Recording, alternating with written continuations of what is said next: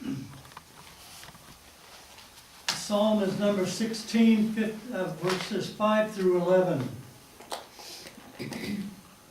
O Lord, you are the portion of my inheritance and my cup. You have made my lot secure. The boundary lines have fallen to me in pleasant places. Yes, I have a delightful inheritance. I will bless the Lord who has given me counsel. My heart also instructs me in the night seasons. I have set the Lord always before me. Because he is at my right hand, I shall not be shaken.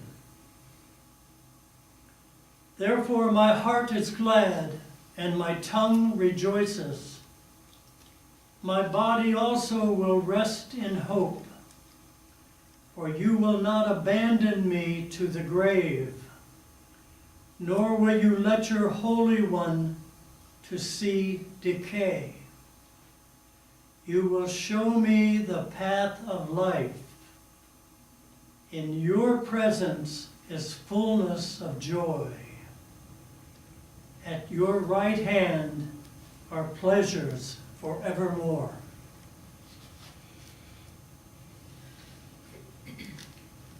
The reading from Luke 24:13 through 35, the road to Emmaus. Now behold, two of them were traveling that same day to a village called Emmaus, which was 7 miles from Jerusalem. And they talked together of all these things which had happened. So it was, while they conversed and reasoned, that Jesus himself drew near and went with them. But their eyes were restrained, so they did not know him. And he said to them, "What kind of conversation is this that you have with one another as you walk and are sad?" Then the one whose name was Cleopas answered and said to him, "Are you the only stranger in Jerusalem? And have you not known the things which happened there in these days?" And he said to them, "What things?"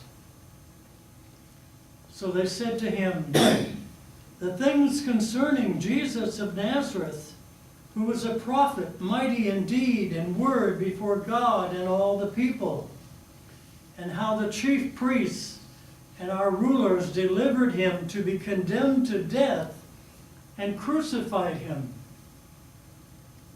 But we were hoping that it was he who was going to redeem Israel.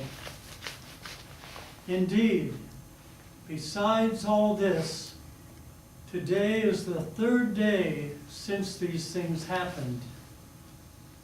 Yes, and certain women of our company who arrived at the tomb early astonished us. When they did not find his body, they came saying that they had also seen a vision of angels who said he was alive. And certain of those who were with us went to the tomb and found it just as the women had said, but him they did not see." Then he said to them, "O foolish ones, and slow of heart to believe in all that the prophets have spoken. Ought not the Christ to have suffered these things and to enter into his glory?" And beginning at Moses and all the prophets, he expounded to them in all the scriptures the things concerning himself. The disciples' eyes opened, Then they drew near the village where they were going, and he indicated that he would have gone farther. But they constrained him, saying, "Abide with us, for it is toward evening, and the day is far spent." And he went in to stay with them. Now it came to pass, as he sat at the table with them, that he took bread, blessed and broke it, and gave it to them. Then their eyes were opened, and they knew him, and he vanished from their sight. And they said to one another, "Did not our heart burn within us while he talked with us on the road, and while he opened the scriptures to us?"